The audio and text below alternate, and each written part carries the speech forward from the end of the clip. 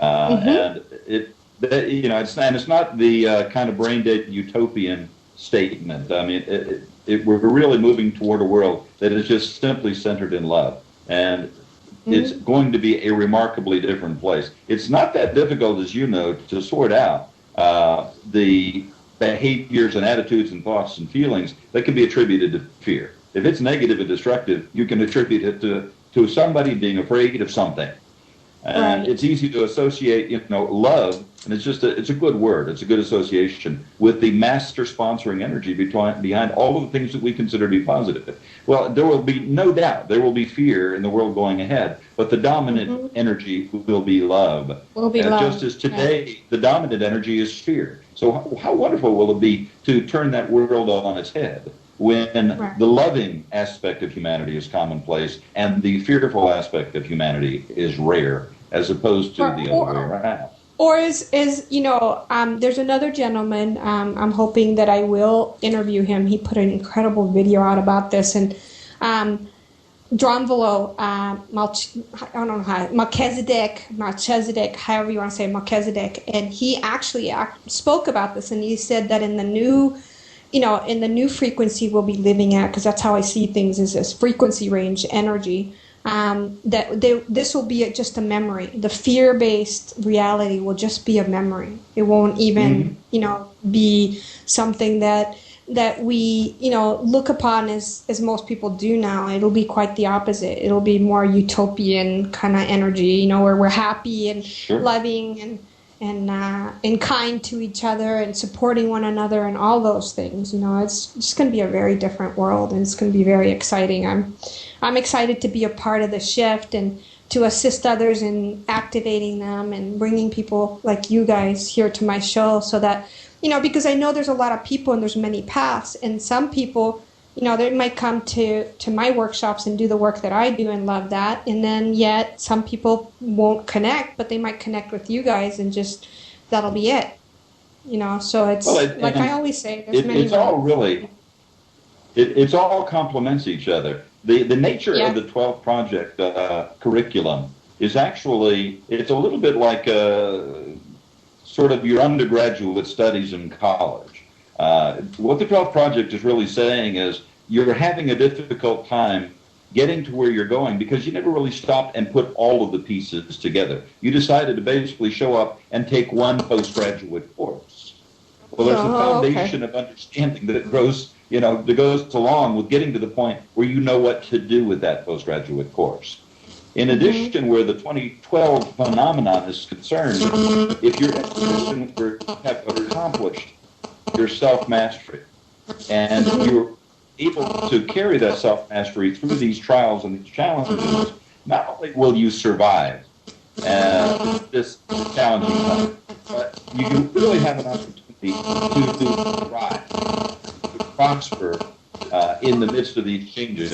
And we said every day, if you look at this, and even at the crisis that we're in, who continue to do very well.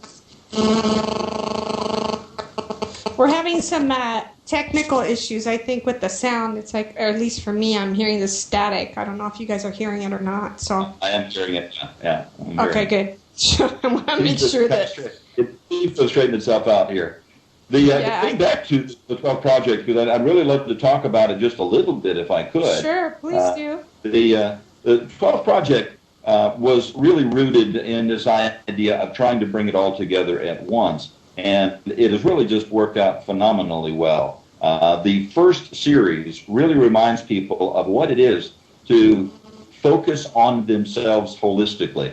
The first series, and we take all of the titles of the series in the 12 Project from Mayan tradition in honor of the Mayans' relationship to the 2012 phenomenon. The first series is called Chum. Chum is an ancient Mayan phrase relating to the captive. It's a glyph of a person sitting in a chair. Chum means to be seated, with their hands tied behind their back. We use this as a symbolism of the way that we find ourselves captive to fear.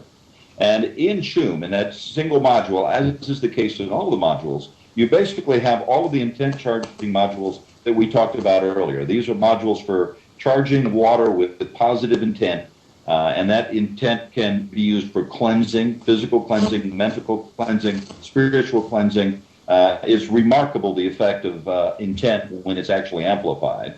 And you can consume it or you can immerse in it. But to go along with that is a complete series of physical exercises, and it's completely original. It's called the Katal.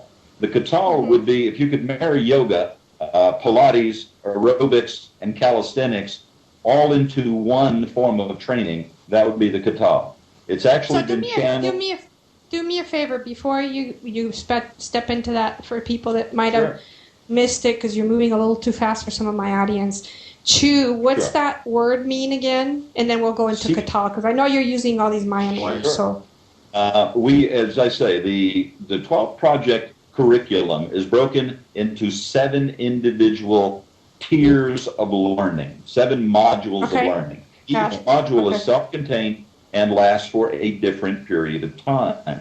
The first module is called Chum. The reason why that was chosen is because Chum is a Mayan glyph that actually depicts a captive person, a person held captive physically or captive to an idea. In this particular instance, it's symbolic of an individual held captive to fear. So the purpose of this particular series, this module of learning, is to try to learn to identify the role of fear in your life so that you can undertake a very specific program of encountering, vanquishing, and banishing those individual fears so that you can begin moving toward a fearless life. Now, a fearless life is not a loving life. You have to banish fear before you could move over to the love.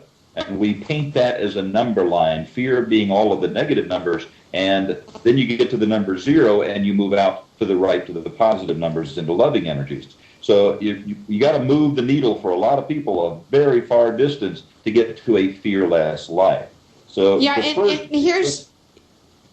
before you proceed forward, just a quick interjection there, especially doing a lot of work with Lily Finch, and her program is really about alchem energy and you becoming the alchemist and the energetic person in your life to transform fears into a positive state of living, if you like, into instead of living possibility and potential, that you actually become and know what your divine message is, if you like, here on earth. And we all have one, each and every one of us. So my question to you, as we're getting into this, my question to you, Mac, is how, there's fear is just energy, is the way I see it, just like love is energy.